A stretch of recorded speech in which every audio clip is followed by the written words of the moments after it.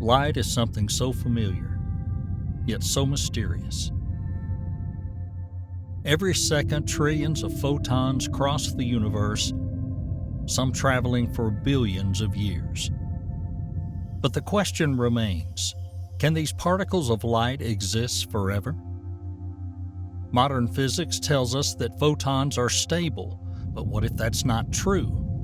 What if the very light that determines how we see the universe can decay over time? If photons can change or disappear, it would change everything we know about particle physics, quantum mechanics, and cosmology. This is the paradox of the photon. Its fate may be the key to understanding the universe itself.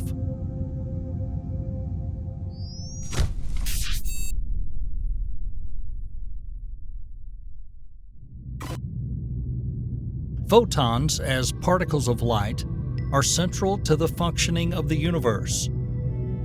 Unlike other elementary particles, photons are unique in that they have no rest mass, which means they do not exist in a stationary state. They are always in motion, traveling at the speed of light, approximately 186,000 miles per second. This constant speed defines their nature. Photons are carriers of energy, unaffected by rest or inertia, making them essential to the transmission of electromagnetic force. Another crucial property of photons is their electrical neutrality.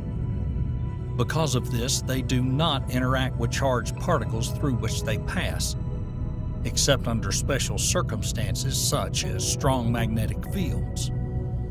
These qualities, as well as their perpetual motion, allow photons to travel great distances in space, carrying information about the universe for billions of years. So as we mentioned, photons also play an important role in electromagnetic interactions, the forces that hold atoms together and enable chemical reactions. In this role, photons are much more than just carriers of visible light. The entire electromagnetic spectrum, from radio waves to gamma rays, is made up of photons. This range of energies reveals the true breadth of their influence, not only in illuminating the universe, but also in laying the foundation for technologies such as radio communications, medical imaging, and even quantum computing. Since the first telescopic observations, scientists have relied on photons to study distant objects. The light emitted or reflected by cosmic bodies provides insight into their composition, distance, and speed. It has transformed our understanding of the cosmos, from revealing the life cycle of stars to unraveling the mysteries of galaxies billions of light years distant. But beyond the visible, photons are also integral to modern quantum phenomena. However, their quantum nature only adds to the complexity of their role. As quantum objects, photons exhibit both particle-like and wave-like properties. In experiments such as the double slit or entanglement scenarios, photons challenge our classical understanding of particles. They can exist in multiple states simultaneously, be entangled over vast distances, and exhibit properties that seemingly defy common sense. This duality underlies many quantum technologies and keeps photons at the center of attention of both theoretical and applied science. The question of whether photons can exist forever touches on some of the most fundamental assumptions in physics. Current models describe photons as exceptionally stable particles that, once created, can travel through space for billions of years unchanged. Unlike many other particles that decay or interact over time, photons show no obvious signs of degradation. Their stability is crucial to how we observe the universe.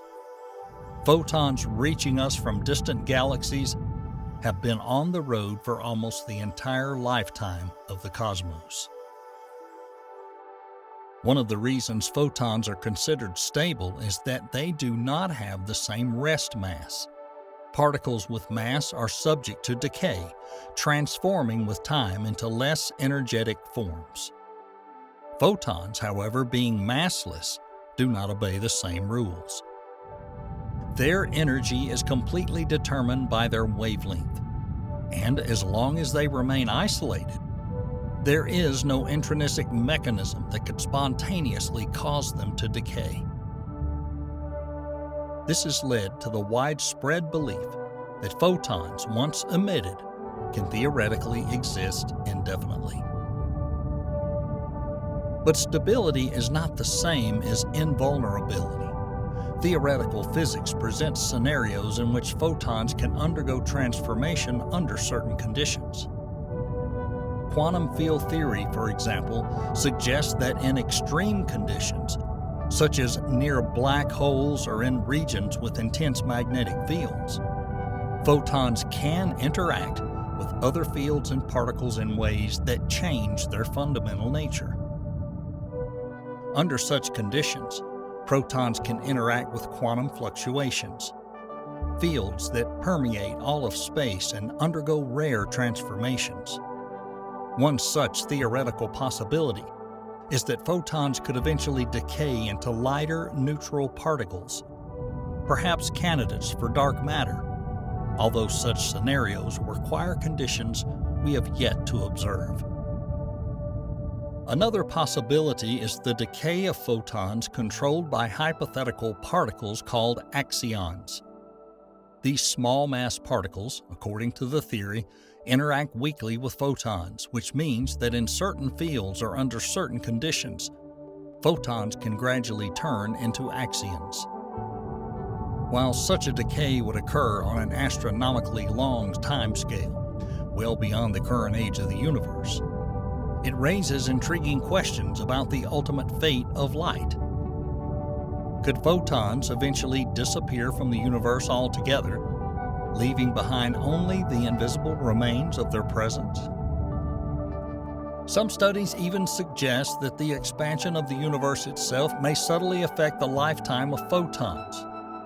As the universe expands, the wavelength of photons shifts, losing energy in a process known as cosmological redshift. While this doesn't mean decay in the traditional sense, it shows that photons can be altered by their environment, gradually becoming less energetic over time. Whether this process can ever lead to the disappearance of photons is an open question. In general, although photons are considered stable, modern physics allows for the possibility, albeit remote, that they're not eternal. Moreover, the question of whether photons can decay or exist forever is not just a theoretical curiosity, but an active subject of experimental research. One of the main tools for investigating the stability of photons is the Large Hadron Collider. Although its primary function is to study the behavior of massive particles, the LHC can also gain insight into the behavior of massless particles, including photons, by observing high-energy interactions. In these high-energy environments, photons are generated in abundance by particle collisions, allowing scientists to observe their properties under extreme conditions. One focus of such studies is to look for any anomalies in photon behavior that might hint at instability or decay. If photons were to decay in other particles, such as hypothetical dark matter particles or axions, these events could leave noticeable traces in the collision data. So far, no such decays have been observed, supporting the idea of photon stability. However, this area remains critical to study because even the rarest decays can change our understanding of photon durability. One experimental approach that has become widespread is resonant inelastic scattering, where light particles are directed at certain materials and their scattering is measured. In recent years, This technique has been refined to test the possibility of photon decay by observing how photons interact with different quantum materials. A recent breakthrough study published in Nature by a collaboration of scientists from Columbia University, Nanjing University, Princeton, and the University of Munster has provided new insights into the behavior of photons. The study used fractional quantum Hall effect liquid, abbreviated as FQHE, a system of interacting electrons confined to two dimensions, to study what the researchers called chiral graviton modes, or CGMs. These CGMs bear a resemblance to gravitons, hypothetical particles thought to mediate the force of gravity. By observing how circularly polarized light interacts with the FQHE fluid, the team gathered evidence for the existence of these graviton-like particles, offering a tantalizing parallel to the quantum behavior expected of photons in extreme environments. The significance of this experiment is the use of polarized light to detect subtle changes in the spin of photons as they interact with a material. This interaction is key in determining whether photons undergo any transformation or decay under certain conditions. The results, although focused on the CGM, provide a template for testing the stability of photons in other high-energy or quantum field environments. By extending this method to more extreme environments, scientists hope to see the first glimpse of photon decay, if it exists. Although such experiments are breaking new ground, evidence of photon decay is still lacking. However, each new advance in detection techniques opens up more and more possibilities to reveal their true nature. Since we've touched upon quantum electrodynamics, or QED, let's delve a little deeper into it. QED is based on the photon, the carrier of the electromagnetic force. According to this theory, photons mediate interactions between charged particles such as electrons and protons, allowing them to affect each other without physical contact. QED, one of the most accurate theories in physics, describes how these particles exchange photons, transmitting an electromagnetic force that governs everything from atomic structures to the behavior of light itself. When two charged particles come close together, they exchange virtual photons, photons that exist for only a short time and do not carry energy in the traditional sense. These virtual photons transfer momentum between the particles, resulting in either attraction or repulsion depending on their charges. This process constantly occurs at the quantum level, invisible to our senses, but fundamental to all interactions involving charged particles. In fact, the very structure of atoms, and thus of matter, depends on photons holding electrons on nuclei. However, the role of photons in QED goes far beyond basic electromagnetic interactions. Photons are also involved in some of the most counterintuitive phenomena in quantum mechanics. For example, in the phenomenon of quantum entanglement, two photons can be coupled in such a way that the state of them instantly determines the state of the other, even if they're light years apart. This bizarre coupling defies classical explanation, illustrating the non-local nature of quantum reality. Entangled photons remain correlated no matter how far apart they are.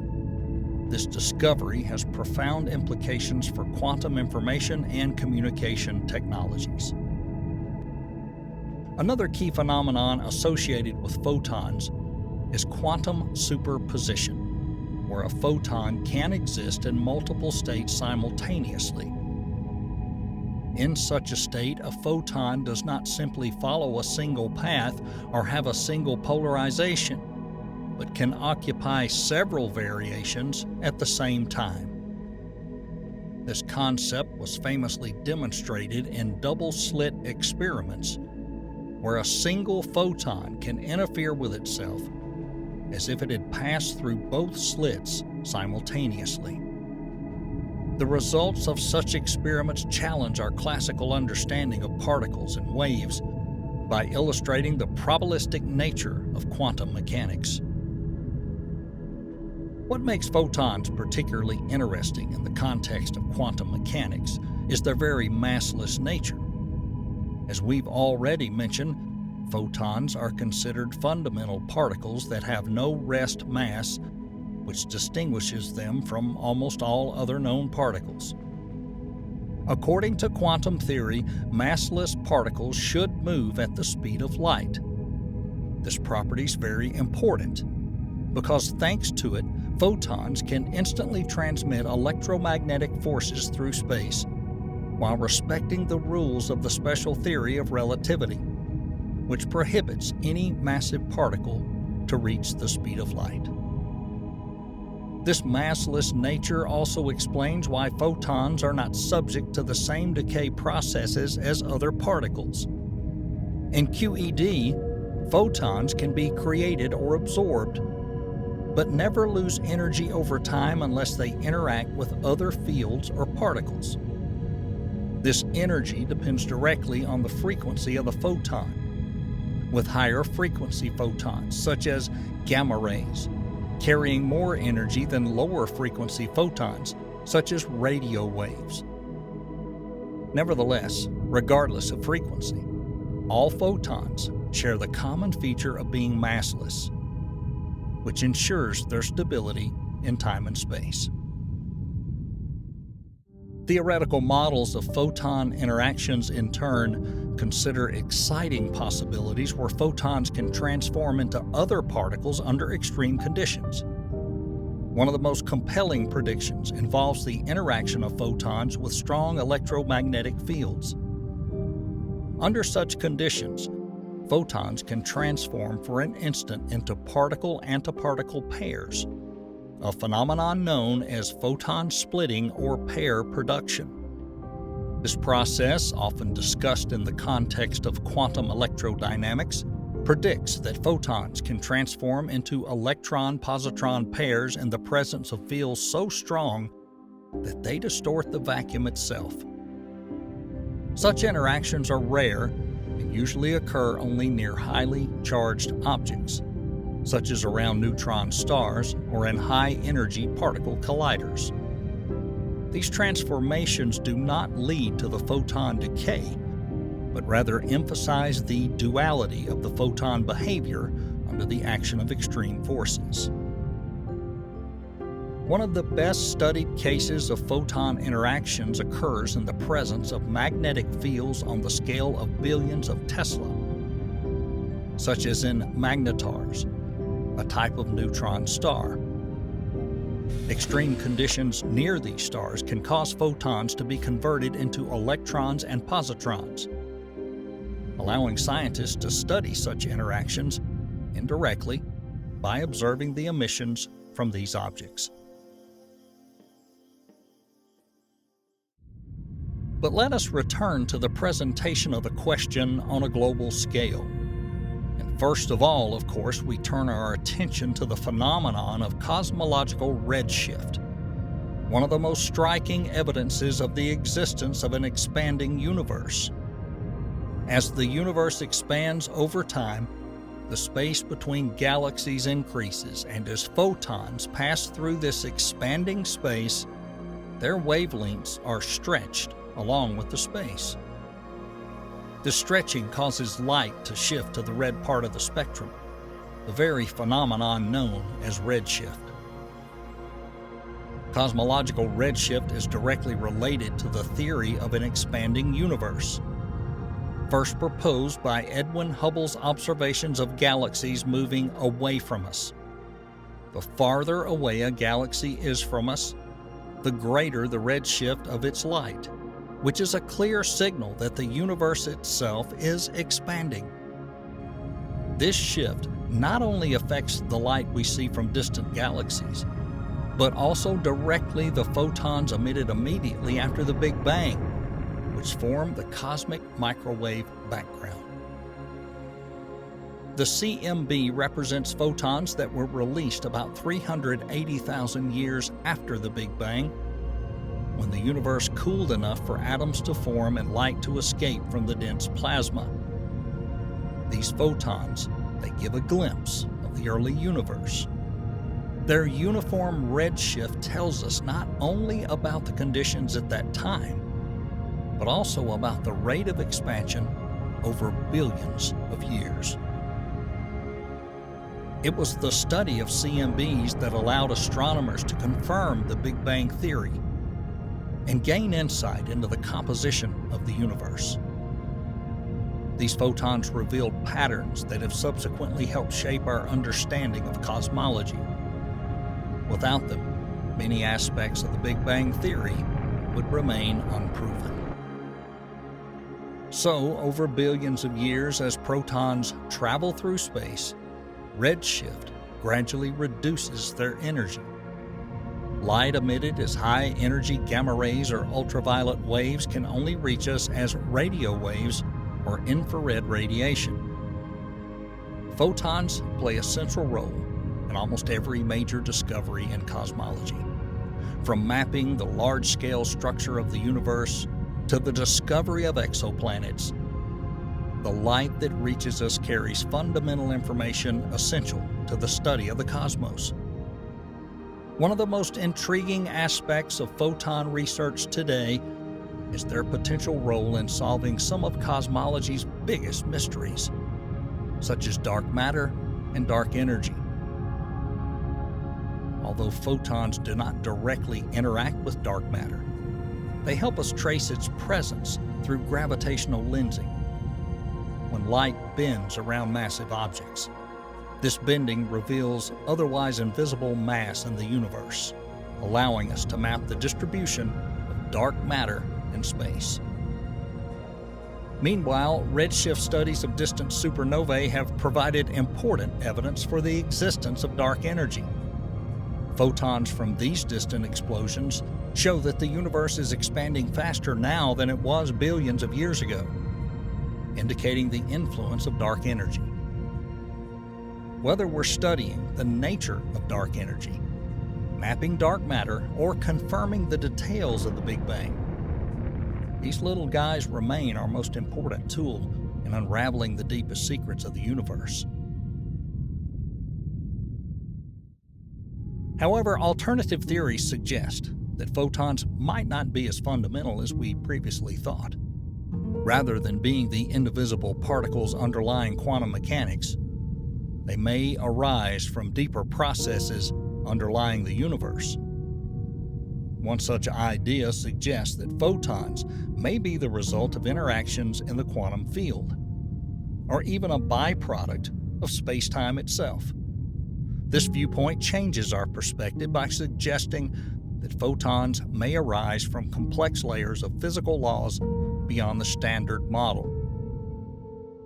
Among the more radical theories is the holographic principle. According to this concept, all information contained in three-dimensional space, including photons passing through it, can actually be encoded on a distant two-dimensional boundary. From this point of view, photons may exist not as independent entities, but as emergent properties of this holographic structure. Their behavior in our universe would be a projection of deeper processes occurring in this two-dimensional structure. If photons are not eternal or part of a deeper structure, such a discovery will force us to rethink some of our most basic assumptions about reality. The very concept of light, central to everything from particle physics to cosmology, would be reconsidered. Understanding the different nature of photons could challenge long-held ideas about the nature of matter, energy, and even space-time. As we delve deeper into the mysteries of physics, one thing is clear. Reality may be far stranger than we ever imagined. So stay tuned as we continue to explore the frontiers of science, unraveling the universe, one discovery at a time.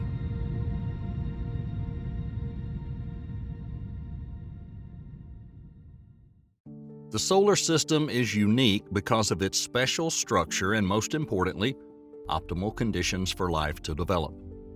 Therefore, missions that are aimed at finding planets we could potentially inhabit and trying to find them in similar star systems.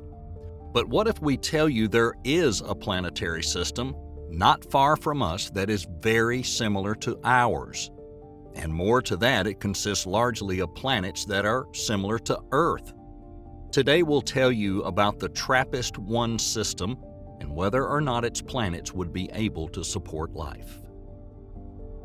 The TRAPPIST-1 system was discovered very recently.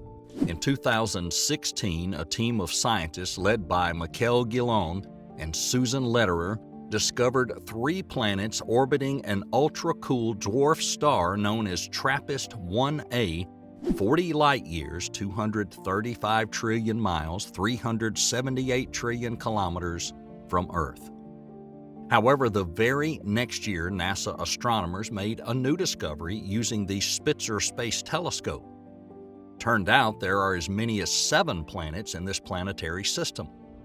However, TRAPPIST-1 has no gas giants like Saturn or Jupiter. Almost all of its planets are structurally similar to Earth.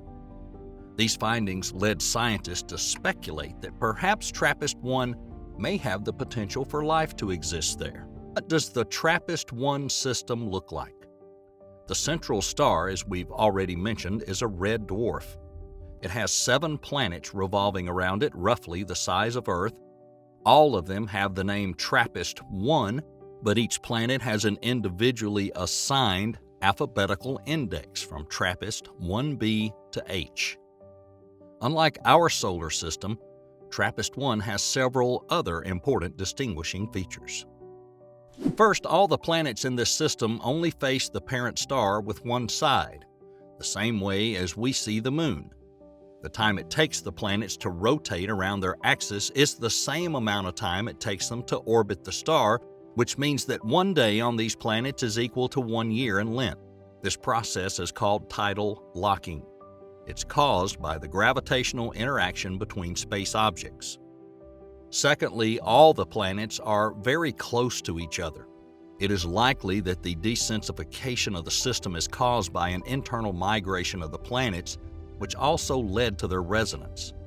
For example, the distance between the star and its nearest planet, TRAPPIST-1b, is only 11 million miles. For reference, the average distance between the Sun and Mercury is 36 million miles. This means that these planets might be heated better due to relative proximity to their star as well as interplanetary gravity, which would allow them to retain water inside themselves. Does this figure that all these planets can hypothetically be habitable? Let's try to figure this out. First, let's take a closer look at the central star. TRAPPIST-1a is very cold and small when compared to our Sun, for example.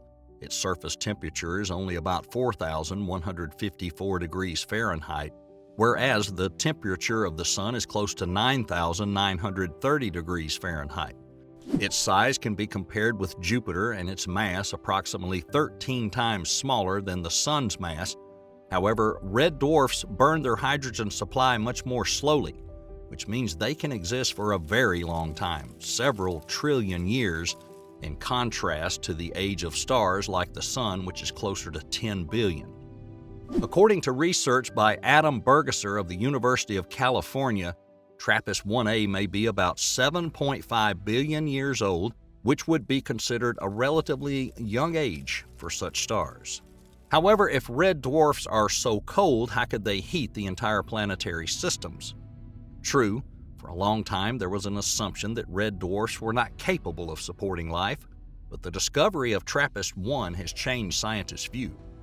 The peculiarity of the proximity between the planets and the temperature of the star maintain, on average, moderate temperatures in the range from -171 degrees Fahrenheit to 258 degrees Fahrenheit on these planets.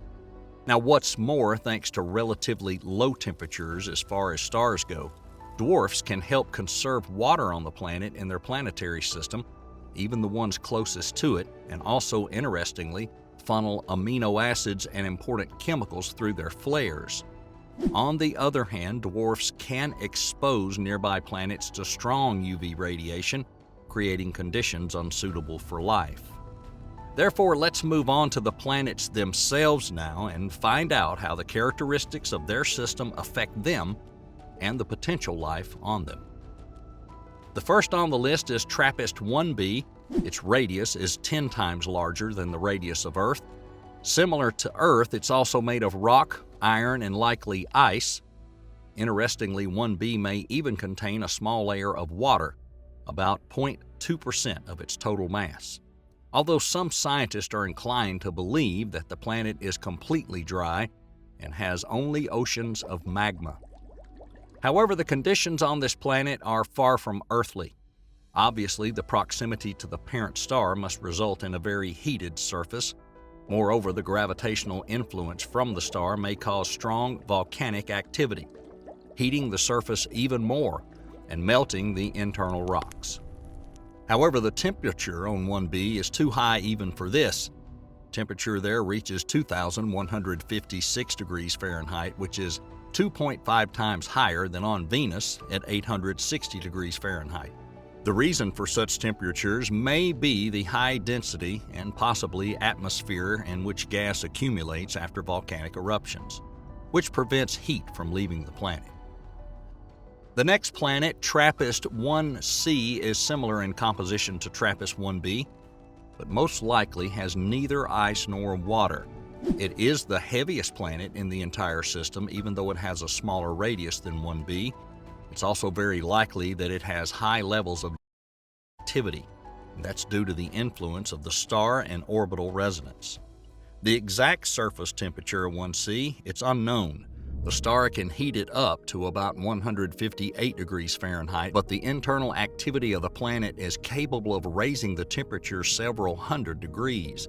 However, it will most likely not reach the same temperatures as 1b due to the atmosphere, which is likely less dense.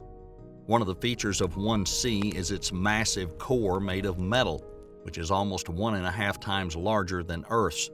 Because of this, its large magnetic field is able to protect the planet from stellar wind, a stream of charged particles that could destroy the atmosphere. However, 1c is unlikely to contain water, and like 1b, the surface heats up significantly due to gases, which makes life on these planets impossible.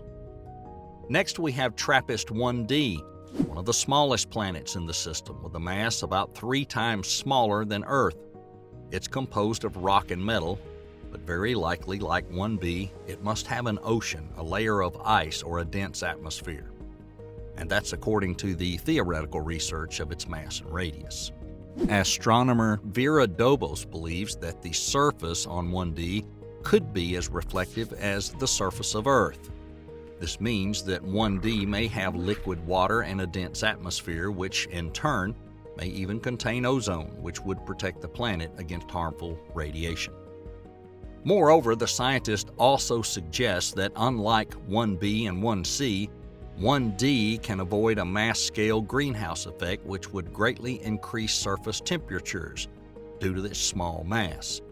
However, despite strong evidence, some scientists have other assumptions about the possibility of life on TRAPPIST-1d. Researchers from the University of Washington believe that 1d receives more energy from the star than the more distant planets, and therefore it may be similar to our Venus with a pronounced greenhouse effect like on 1b or 1c. Therefore, life is unlikely to develop there.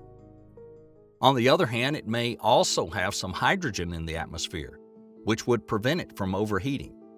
Furthermore, its atmosphere may contain a very little CO2, which would have a negative effect on the emergence of life. In addition, its orbit is almost circular, as in 1d may be heated slightly due to gravity. Finally, due to its small size, the planet may not have a magnetic field. Therefore, the stellar wind could carry away volatile particles from the atmosphere, including water, as it may have happened with Mars. The conditions on 1D are quite controversial, so it requires further research from scientists. But the fourth planet in the TRAPPIST-1 system presents the greatest interest to the scientific world. TRAPPIST-1e is more similar to Earth than other planets in the terms of radius, density, and heat received from the central star.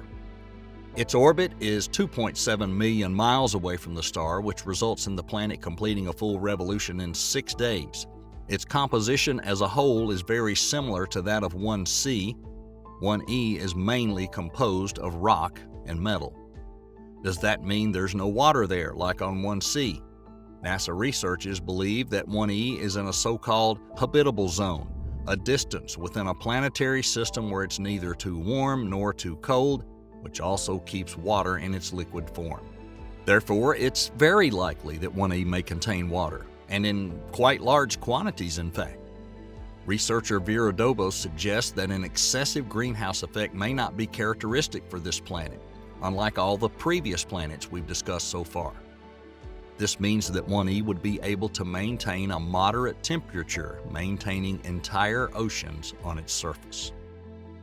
Moreover, due to its weight, 1e may have an atmosphere that's not too dense. A group of scientists led by astrophysicist Martin Turbet believes that the atmosphere on 1e may be rich in CO2 and contain almost no hydrogen, preventing the planet from overheating. Additionally, 1e can retain its atmosphere for an extended time despite the impact of the stellar wind, and may therefore create optimal conditions for life.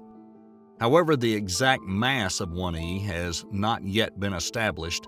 Therefore, just as with 1d, it's difficult to say for sure whether or not there may be water on it. Although scientists largely agree on the presence of an ocean and the planet's potential habitability, some suggest that it may be a homogeneous rocky planet.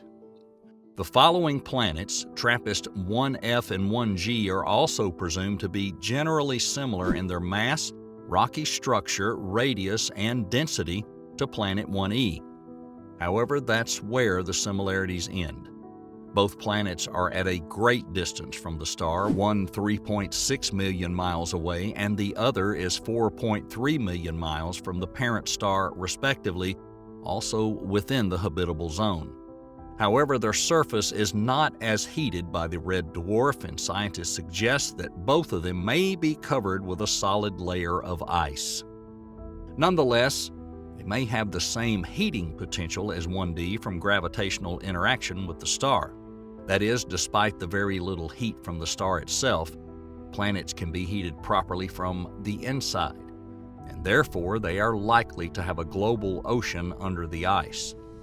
Furthermore, likely due to their high internal temperature, the water on these planets could evaporate, forming a dense atmosphere rich in oxygen. And so it is possible that their surface may not be that cold, but could even be warmer than Earth's. However, according to research by a group of scientists led by Bill Quarles, up to 20% of 1F is made of water. Given its possible internal heating as well as the mass of the planet, likely smaller than that of Earth, scientists believe that water can only exist there in the form of clouds. Equally, 1G also evolved with a lot of water. According to some scientific reports, the depth of its ocean can be 416 miles. Although such ample amounts of water may seem beneficial to life, oceanic evaporation can significantly increase the oxygen pressure in the atmosphere, casting doubt on the possibility of any development of a living organism. Therefore, despite the likely presence of water, the question of the habitability of these planets requires new research focused on their atmosphere. And finally, the seventh planet, TRAPPIST-1H, is the most removed from the star as well as the smallest in the entire system. Unlike all the other planets, 1H may be composed almost entirely of water and is likely to have very little rock in its composition. However, it's likely also that 1H is heated much less than the others. The parent star alone would bring the surface temperature to only about negative 153 degrees Fahrenheit. Furthermore, some scientists suggest that the amount of heat generated by gravity would also be quite low for 1H.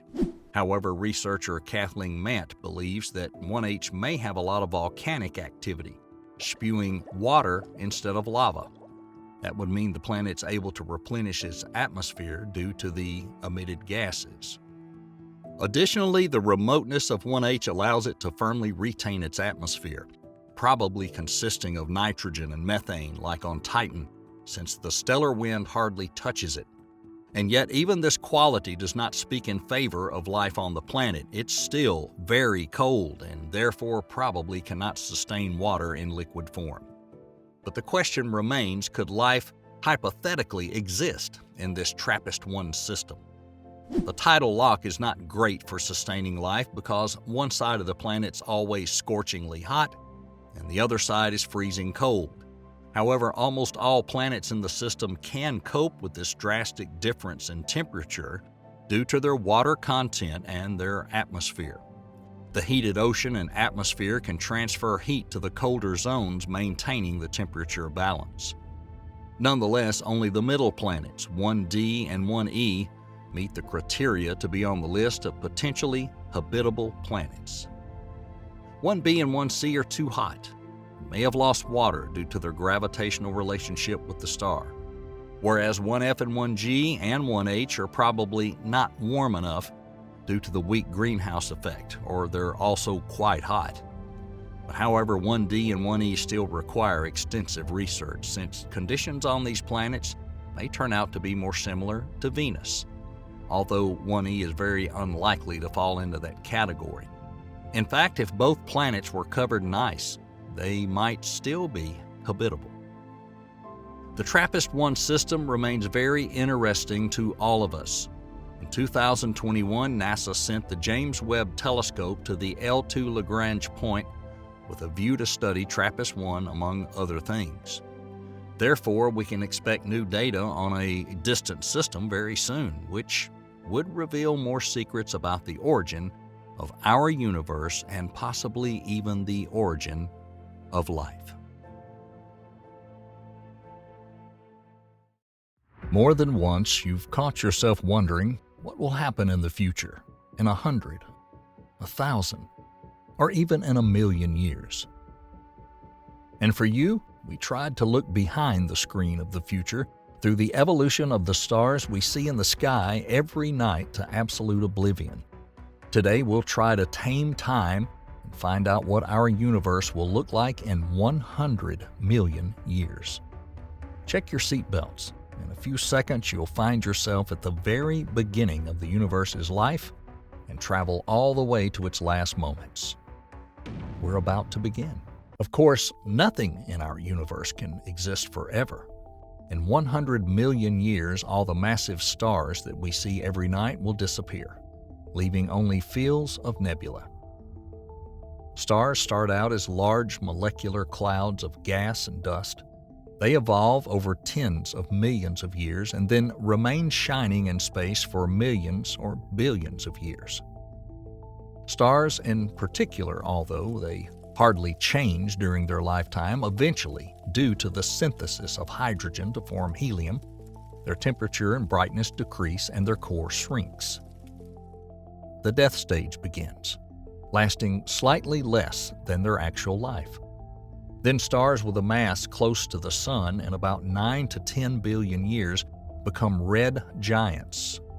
And after billions more years, they completely fade away, leaving behind only remnants in the form of white dwarfs and a plume of gas and dust from which new stars are born.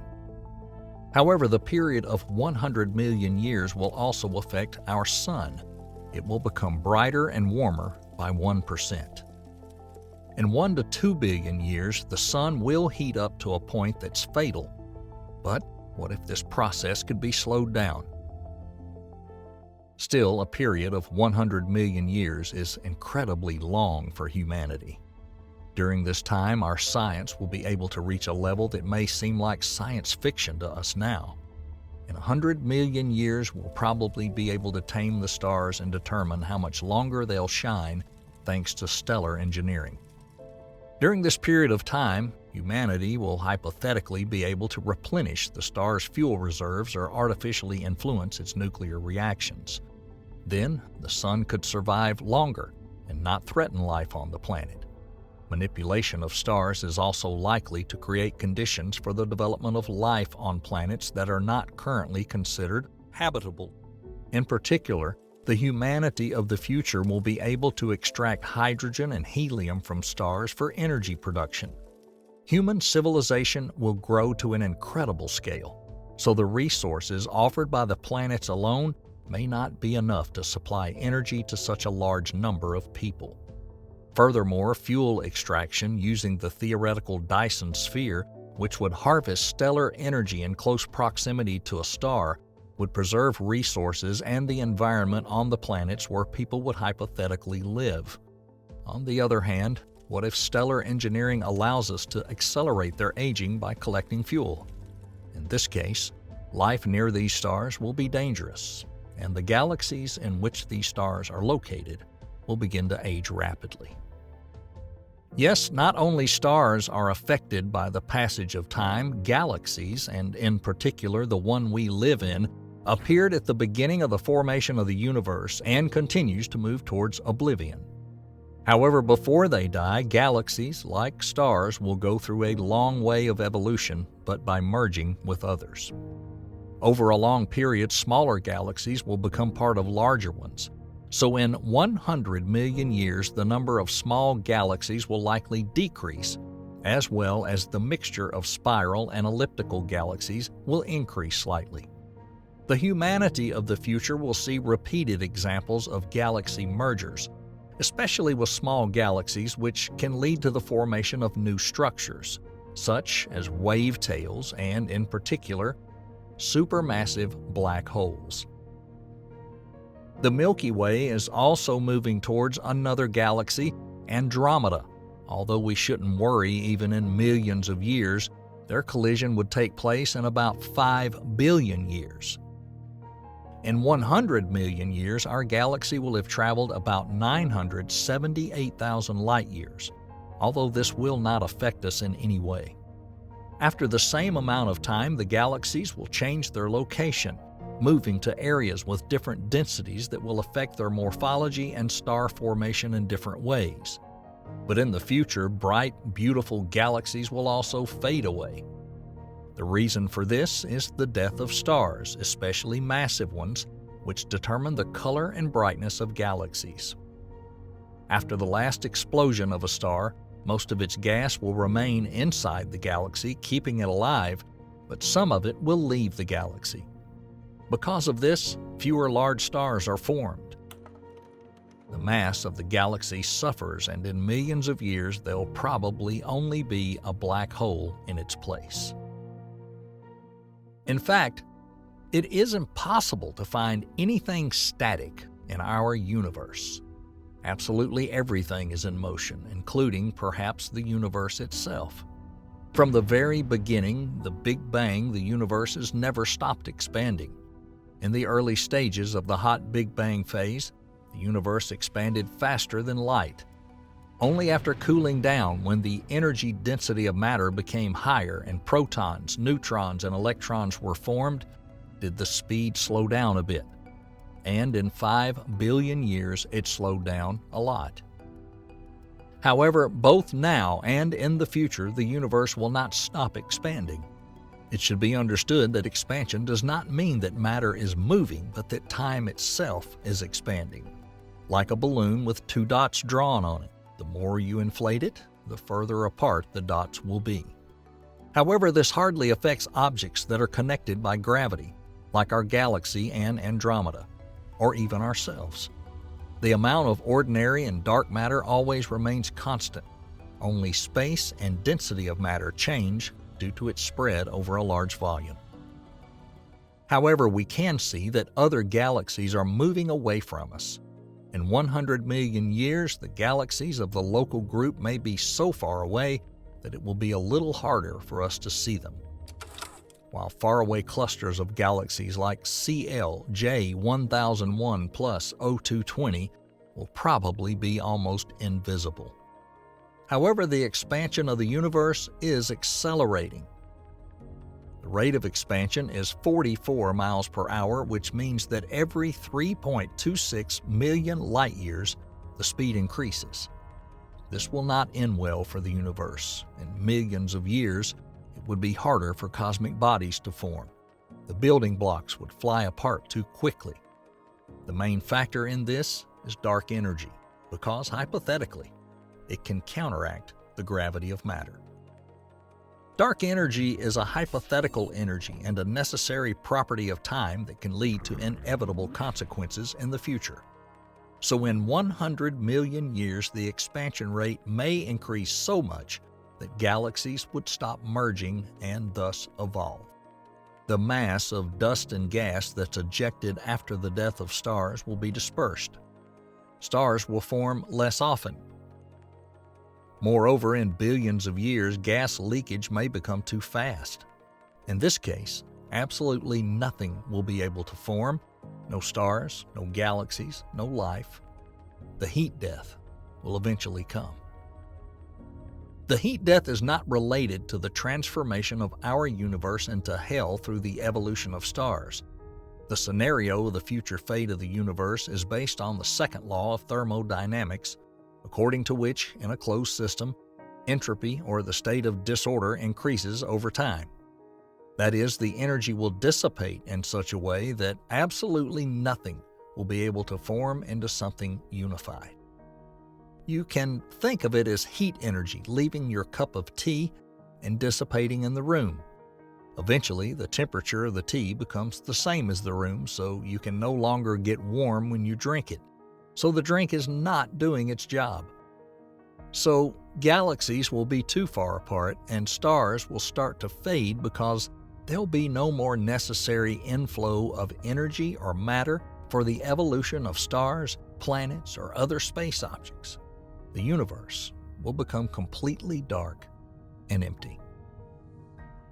Dark energy may threaten not only heat death in the future. If the expansion becomes many times faster over the next 100 million years, then the universe can expect absolute death in the future. Stars will not just stop forming as in the previous scenario. Nothing will exist, not even fundamental particles. Since matter, such as stars, remain unchanged, they don't increase their mass through expansion. Then, when in a few billion years the expansion can become immeasurably fast, the stars will not withstand such an influx of energy and will simply explode. Another scenario for the end of our existence is the Big Rip. It suggests that since the acceleration of expansion probably cannot be influenced, in 200 billion years it will become so fast that gravitational interaction will be broken. Planets will leave their orbits, and subsequently the electromagnetic force that maintains the integrity of stars will not be able to resist dark energy. With even more time, even atoms will not be able to resist, and they'll be torn apart.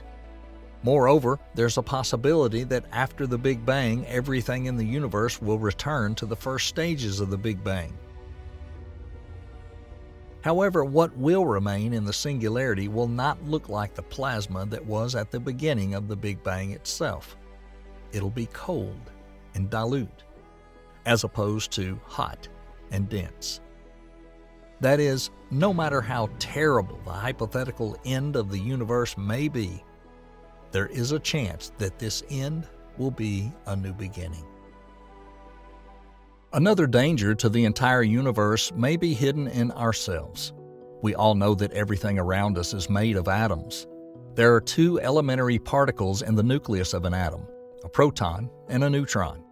We also know that these particles are stable within the nucleus, meaning they cannot decay.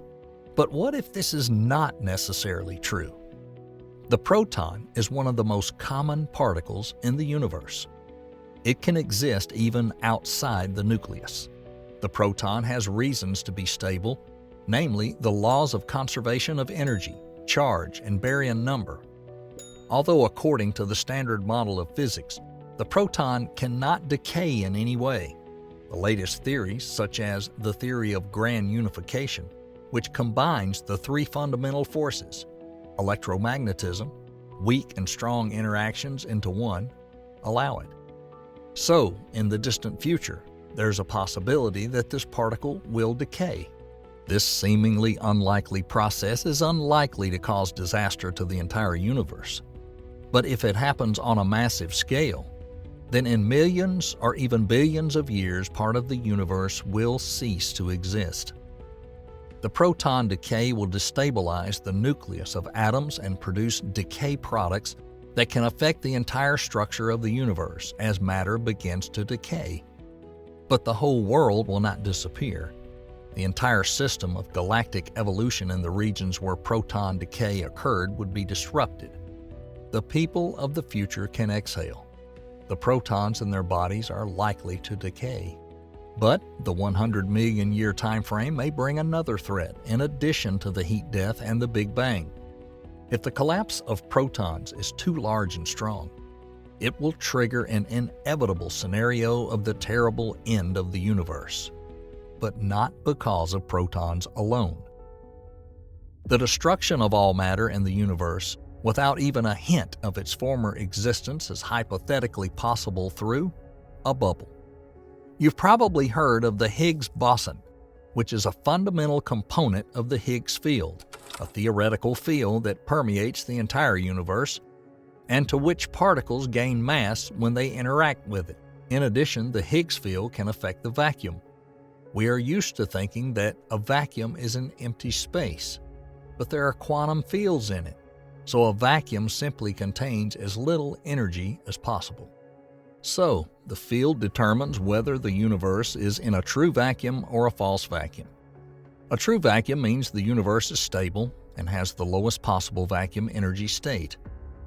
A false vacuum, on the other hand, means the universe is metastable, meaning with a higher energy but less stability. According to modern theoretical data, our universe is metastable. This is precisely the threat to all future life and matter. If in 100 million years an event occurs in the universe that would have enormous energy, such as a massive proton decay, then a small particle of the universe will hypothetically be able to enter a state of true vacuum. Thus, a bubble of true vacuum will form, which would expand at the speed of light, destroying all matter and fundamental particles in its path. Life can hardly appear in any form after such an intervention. The universe as we know it will change over time and one day become completely unknown to us. It will continue to evolve, but like all of us, it will begin to fade away at some point. We don't know when this will happen. No matter how hard we try to look into the future, we'll never get an accurate prediction. One thing we can say for sure about the future is that humanity will see more than one outstanding discovery, which perhaps in 100 million years will reveal the full history of the universe and ourselves to the humanity of the future. In the vast expanse of space, where stars are born and galaxies collide, there is a phenomenon so elusive that it has been dubbed the ghost of the universe. It is not about spirits and not a figment of one's imagination, but about ripples in the very fabric of space-time, gravitational waves. Albert Einstein first predicted their existence more than a century ago, but it wasn't until 2015 that humanity was finally able to detect them. Yet these waves are not just a cosmic whisper, they are the universe's way of telling its own story. A story we are only beginning to decipher. Imagine a celestial body so dense that just a teaspoon of its material would weigh billions of tons. These are pulsars, remnants of exploded stars that serve as cosmic clocks with unprecedented precision. Scientists use these cosmic chronometers scattered throughout our galaxy to listen to the ghostly murmurings of the universe. The universe has a story to tell, and it's time to listen. According to Jocelyn Bell Burnell, gravitational wave astronomy will be the astronomy of the 21st century. But what are these elusive gravitational waves, and why have they so captured the minds of scientists and stargazers? Gravitational waves were first predicted by Albert Einstein in 1915 and is part of his general theory of relativity. For decades, they remained a mathematical curiosity, a byproduct of equations describing the distortion of space-time by massive objects. Imagine that you're throwing a stone into a pond. The stone disturbs the water, creating ripples that spread around. Similarly, when massive celestial bodies such as black holes or neutron stars interact, they disturb the fabric of space-time by sending ripples, gravitational waves that spread through the universe. It wasn't until a century after Einstein's prediction that we had the technology to detect these ripples. In 2015, LIGO, the Laser Interferometer Gravitational Wave Observatory, made a groundbreaking announcement. They had detected gravitational waves from the collision of two black holes, confirming Einstein's theory and opening a new window to space. But detecting these waves is no small task. As Professor Kip Thorne notes, the stretching and compression of space by a gravitational wave is so slight that it is staggering. That's where pulsars come into play, but more on that later. Why are gravitational waves so important? They offer us the opportunity to observe cosmic events that would otherwise be invisible. They can provide insight into the behavior of black holes, the nature of neutron stars, and even the early moments of the universe. As we delve into this new area of astronomy, we are not just using telescopes that capture light, we are using the entire galaxy as a gravitational wave detector. So imagine a celestial object so dense that it packs the mass of our sun into a sphere only a few miles in diameter.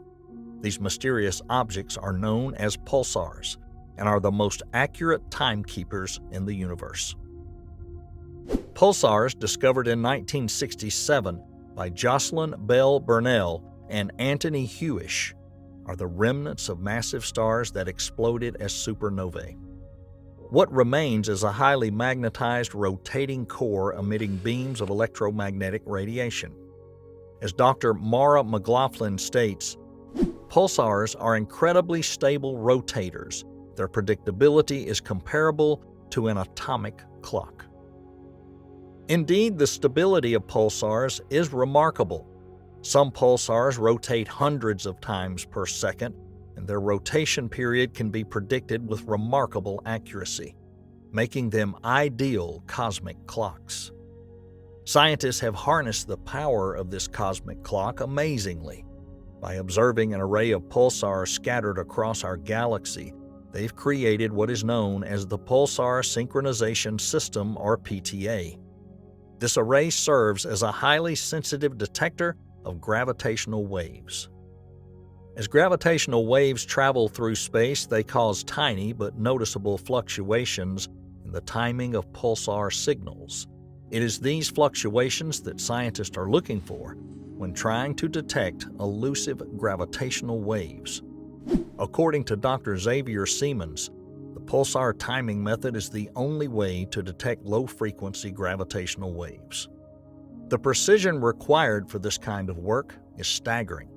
We are talking about measuring pulsar synchronization changes to within a few hundred nanoseconds.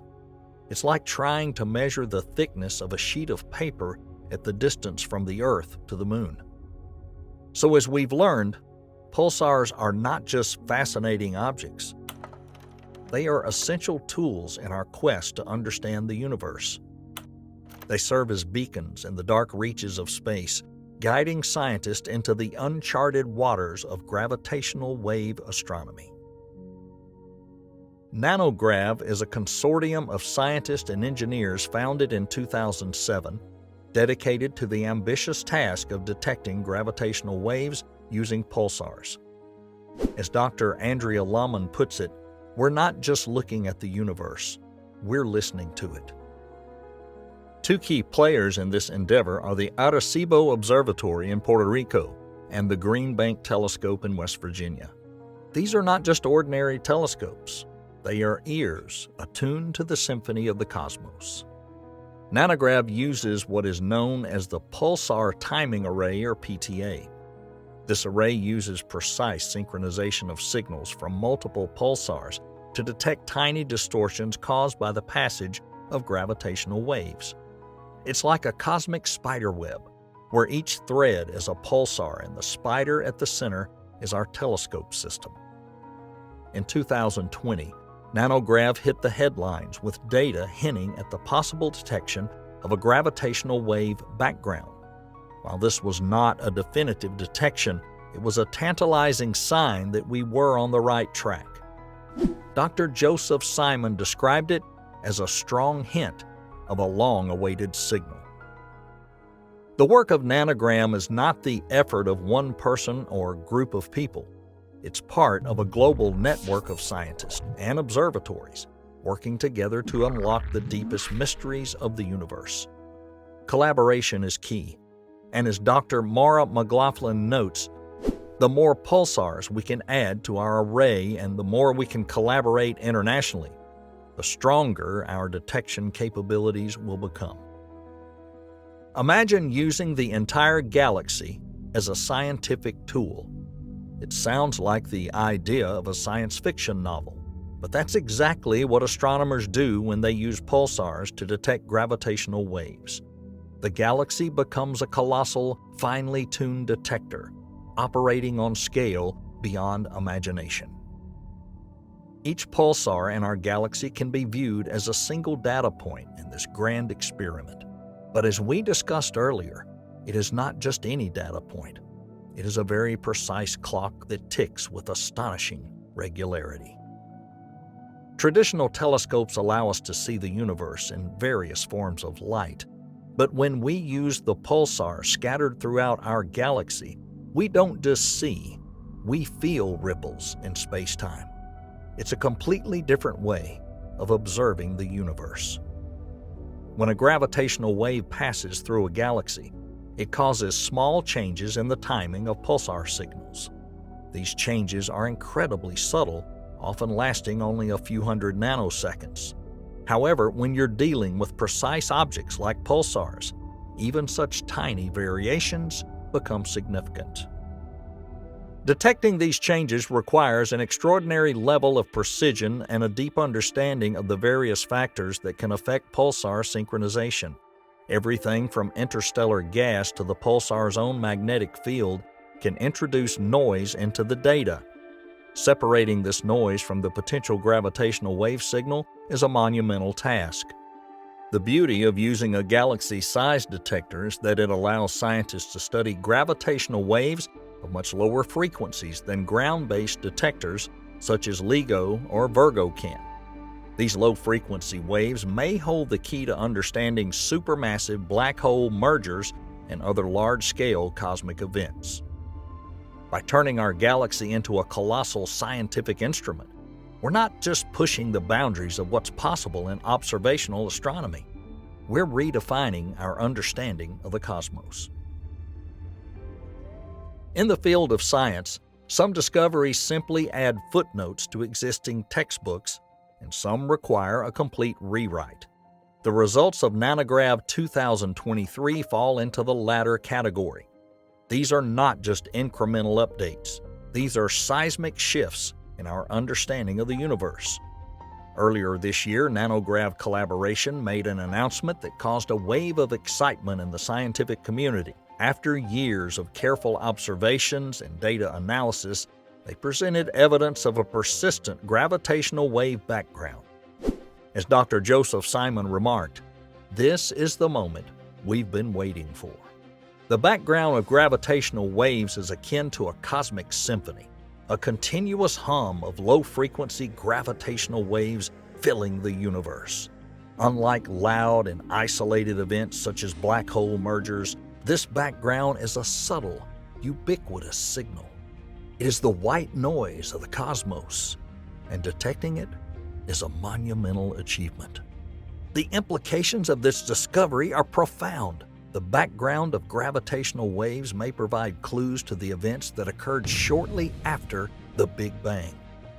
It may also shed light on the mysterious dark matter and dark energy that make up much of the universe.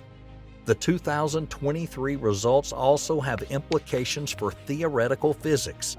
They serve as a rigorous test of the general theory of relativity and could potentially reveal deviations that point to new physics. This is a tantalizing prospect that excites theorists and experimentalists alike. The public reaction to the results of Nanograv 2023 study has been one of awe and wonder. It's a testament to science's ability to capture the imagination and evoke a sense of collective curiosity, reminding us that the universe is far more complex and fascinating than we ever dared to imagine. As we stand on the threshold of new discoveries, it's natural to wonder what the future holds for gravitational wave research. Future advances in technology will undoubtedly lead to more sensitive detectors capable of picking up even fainter signals from space. Imagine telescopes not only on Earth, but strategically placed throughout our solar system, working in unison to create a system-wide pulsar timing array. New materials and computational methods are also on the horizon. These could greatly reduce the noise in our measurements, making it easier to detect gravitational waves and understand their properties. As we improve our instruments, our window on the universe is expanding. And speaking of pulsars, it's impossible not to mention the cover of Joy Division's iconic Unknown Pleasures album.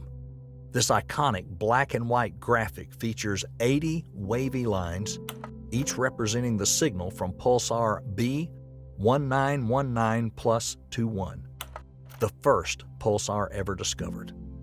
To mark the 40th anniversary of the record, researchers from the Jodrell Bank Observatory at the University of Manchester revisited this very pulsar a few years ago. They recorded its signals using a radio telescope located just 14 miles from the studio where the album was recorded. The cover image, seemingly chaotic at first glance, on closer inspection actually reveals some order. This star still continues to be the subject of intense research to this day. Interestingly, the signal of pulsar B1919+21 has remained remarkably constant over the years.